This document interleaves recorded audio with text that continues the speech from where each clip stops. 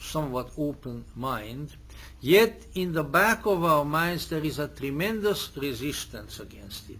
And that is primarily because we carry the monotheistic obsession in our very genes in this culture in the West, you know. A Hindu would have no problem with it. He said, oh yes, that's maybe it's in our pantheon, maybe it's Prajapati, maybe it's, you know, various others. Oh yeah, that's quite possible, because the multi-centeredness of the God image is part of the polytheistic picture. You know. But for us, that is the idea that there might be two gods is just awful. It's just, I don't know why, but it's just awful. It's just awful. We can't cope with it. It's crazy making. But what we need to keep in mind is that what these people meant was really is a supernatural yet imperfect being. More like an angel, you know. You don't have to imagine an all wise, all good, omnipotent, omni this, omni that kind of a being in this regard, but a being that is somewhat limited in consciousness, even limited in understanding, limited in character. Now, all right, here is the and of course there are all, you might say, all the offices that the roles that this Old Testament deity comes to play. Okay, it's creator. Now, right then and there, a person with powers of perception and judgment could come up with quite a bit of criticism. Why? Because look at this so-called creation. Oh yes, it hangs together reasonably well, you know, as when you kind of have the image of the Newtonian cosmos, that's kind of like a great big clockwork that keeps going. But within it there are very strange and very peculiar things. There is, first of all, in a mechanical sense, it works. The world, the cosmos, the earth, whatever you want to call it here. But in a moral and spiritual sense, it doesn't work. Because it's filled with injustice, it is filled with suffering, it is filled with death, it is filled with all kinds of really terrible and off-putting things for which there is no real moral justification. And about all the religious world of the monotheistic religious world can say is that, well, that's the way it is. You better accept it, not worry about it. Well, of course that's the way it is. We know that. But I think an intelligent person also occasionally asks a question that sounds more or less like, why? Why? You know? It's by no means unjustified, you know. We apply it to all kinds of things. Why should it be that way? Now, of course, along come the Easternizers, who sort of pick and choose and take out of the other religions like Hinduism and Buddhism what suits their purposes usually, and never really the rest. And they say, oh well, it's karma. You see, it's karma. And so they weave into this picture a situation wherein in the long run and over many lives and so forth, there is a kind of retributive system going on, which sometimes is based on the idea that I hit you over the head in this lifetime and you will hit me over the head in my next life. Then we are, for a short time, we are even, and then the balance will be upset again.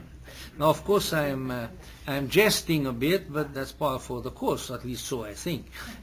Now, all right. once again the question arises, if indeed there is such a thing as karma, and if indeed it works the way various people feel that it does work, the question arises, why? Why? You know? And this, of course, is something that one should not approach, one should not question. But these peculiar people of old and throughout history, they did question it. And they said, they would answer to the why by saying, the reason that these things are thus is because whatever consciousness put them together was not perfect either. These things were not designed and devised by a perfect God.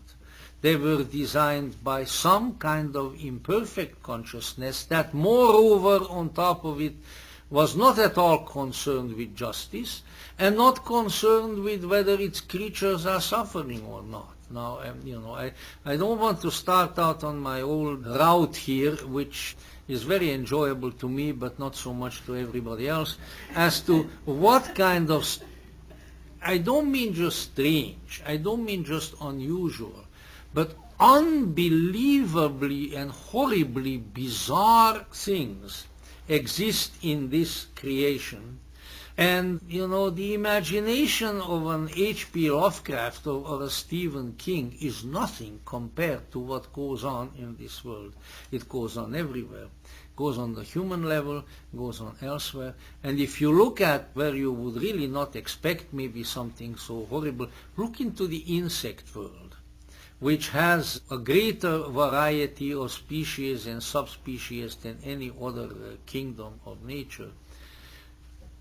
And the things that go on in there boggle the mind, Incredible, grotesque, horrible things of creatures that come along and lay their eggs into the living substance of another creature, and the little ones happily hatch there and eat up while it is still alive the other creature and then go on their way. That's just one little manifestations, but there are many, many variations in the theme. As I say, Stephen King couldn't think of anything as horrible as what really goes on in this world. Now, all right, again, it's there. What are we going to do about it? Fortunately, we don't suffer that much from that, although we have our own sufferings. Or perhaps, have you ever been around where praying mantises are?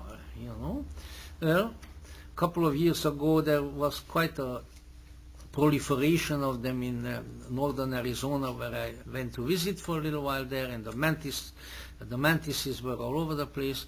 And here I looked at a funny looking mantis. It sort of looks bigger than the other. Well, it was the mantises mating, and the male's head was already eaten by the female.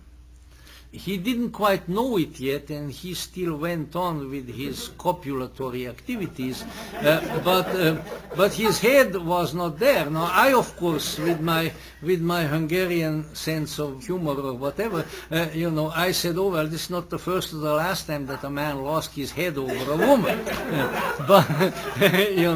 But really, all jest aside, I mean, these things are weird. If anybody designed this, it's not just intelligent design. It is devilishly cruel design. That's what it is. You see, that's what it is. All of these, and many other factors indicate that the traditional notion of a good and wise and just deity, having designed or created, I don't care which one we use, this material universe and ourselves in it, does not make any sense. But the possible notion that this is an intermediate being that we are dealing with here, and that there is something that is good. The Greeks called it the good. There is something that is wise. There is something that is true beyond this creation, and even perhaps its creator, or at least its half creator. That, I think, makes a certain amount of sense. And so when we find all throughout history the mystics, those who communed with a benign and a good deity, and so forth, then we can be assured that they appear to have made contact with a reality of a superior nature. Not this flawed reality here, but the reality of a superior nature. Now then, when we come to that, then we begin to see that the problem is with the kind of God that our culture came to believe in. A God image that is extremely imperfect, that is either immoral or amoral, that is seemingly without compassion,